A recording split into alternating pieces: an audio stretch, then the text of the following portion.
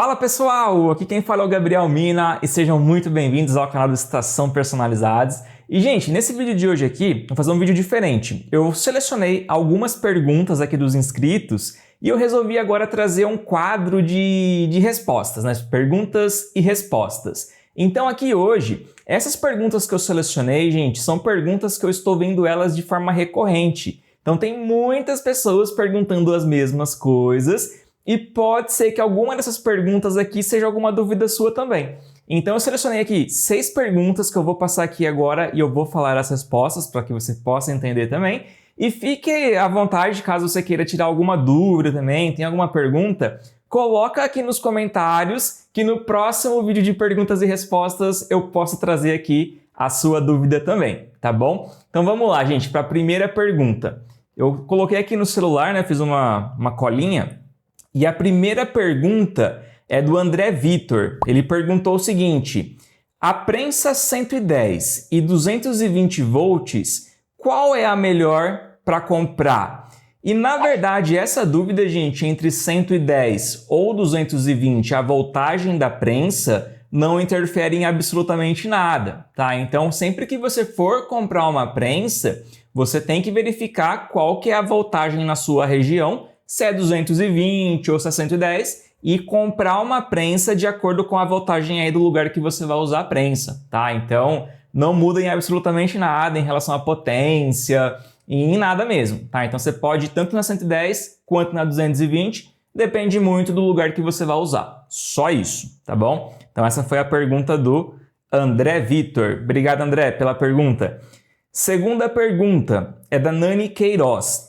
A Nani Queiroz, gente, perguntou aqui uma coisa bem legal, e isso aqui eu vejo muita gente pergunta, que é: qual marca de prensa você indica? Na verdade, pessoal, a maioria das prensas, vamos dizer assim, vamos separar por duas categorias. Tem a prensa que é nacional, que é fabricada no Brasil, e tem as prensas que são importadas. Quando a gente fala de prensas importadas, a maioria vem da China. Então, eles só compram o produto e colocam o nome deles, basicamente isso. Então, qualquer prensa importada que você comprar, desde que ela funcione certinho, vai te atender super bem, tá? Só que eu dou preferência, na verdade, para as prensas nacionais, das que são fabricadas no Brasil. Por quê? Mais por questões de assistência técnica, se precisar de um suporte. Normalmente o pessoal responde por WhatsApp, você tem um contato com o fabricante e isso ajuda bastante, tá, gente? Se queimar uma resistência, alguma coisa, fica muito mais fácil para você poder fazer essa substituição, caso precisar, tá? Então sempre dê preferência para as prensas nacionais, mas se caso você encontrar uma oferta de uma prensa importada que está num preço imperdível, é uma boa opção também, tá? Então assim, o ponto é: não fique se apegando muito a questões de marcas, tá? Não tem uma diferença gritante assim, tá, gente? Então, fique à vontade, mas sempre dê a preferência para nacional por conta da questão de assistência técnica, tá bom? Então, obrigado, Nani, pela pergunta. E agora nós vamos para a pergunta de número 3 do Master Nero. O Master Nero perguntou o seguinte, pessoal. Ele falou assim: boa tarde. Qual é o preço sugerido para a venda das canecas com alça e fundo colorido?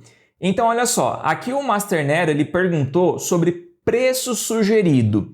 E preço sugerido, gente, é uma coisa assim que, para falar a verdade, não existe, tá? Por quê?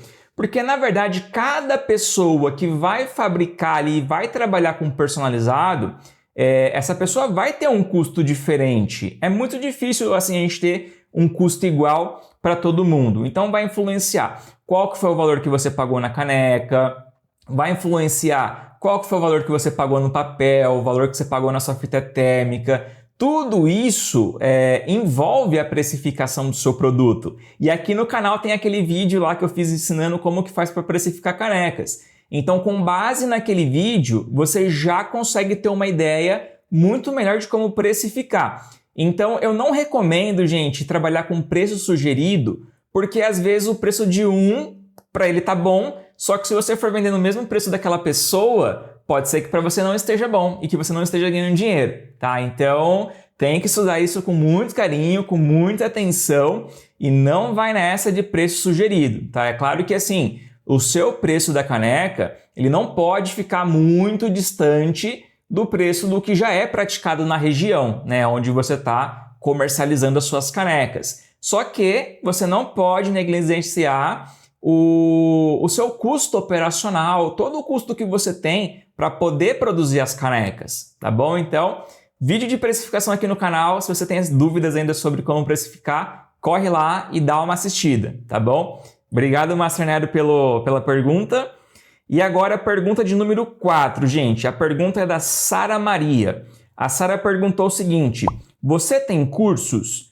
Não, Sara. Por enquanto eu não tenho cursos de sublimação, tenho somente o e-book, que o link está na descrição aqui, gente, que é onde eu ensino como você faz para sublimar canecas e conseguir ter os melhores resultados nas suas canecas, tá? Só que para o ano que vem, ali em meados de fevereiro, eu pretendo lançar um curso completo de sublimação. Então vai ter camisetas, vai ter canecas, vai ter um monte de coisas de prensa plana, prensa cilíndrica, precificação, vai ter grupo no WhatsApp também, então vocês vão conseguir falar diretamente comigo. Então vai ser bem legal, mas isso aí só lá para fevereiro mais ou menos, tá, gente? Mas quando estiver chegando pertinho, eu aviso vocês. Mas por enquanto eu tenho apenas o e-book, que tá aqui o link na descrição, e também na descrição tem o curso do PH, né, que é o PhD, Escola PhD de Impressão, que é um youtuber gigantesco da área de sublimação, e muito do que eu sei hoje eu aprendi com ele, e o cara é sensacional, o PH. Então o curso dele, gente, eu indico, tá? Porque eu fiz, eu sei que é bom,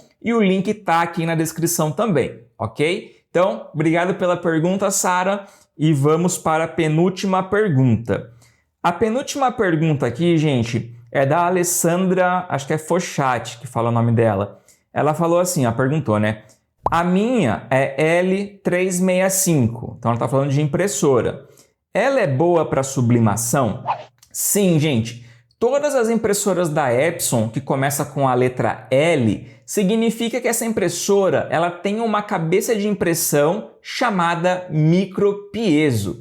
E esse formato de cabeça de impressão, gente, ele não esquenta quando você vai imprimir uma folha. Então por que a gente sempre usa impressoras da Epson, né, e não usa HP, Canon, outras marcas? Porque as outras marcas, eles não têm essa tecnologia dessa cabeça de impressão que não esquenta.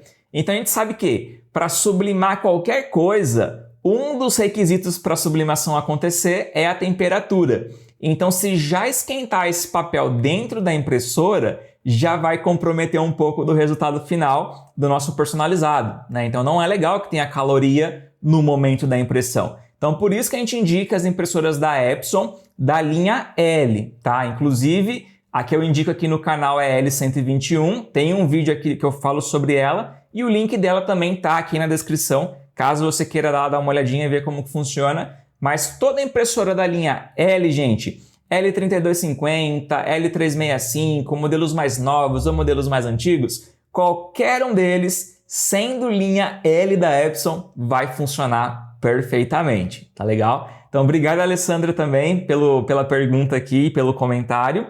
E última pergunta, gente, é da Rayana Peixoto. A Rayana perguntou o seguinte: a tinta para sublimação pode ser usada para impressão normal também? Tem um vídeo aqui no canal também que eu tiro essa dúvida da Rayana, eu mostro na prática, mas a resposta é: você pode sim usar tinta para sublimação para imprimir boletos, documentos, etiquetas, notas fiscais. O único ponto é a coloração dessa impressão ela não vai ficar igual uma impressora com tinta corante. Ela fica um pouquinho mais clara, um pouquinho mais apagada.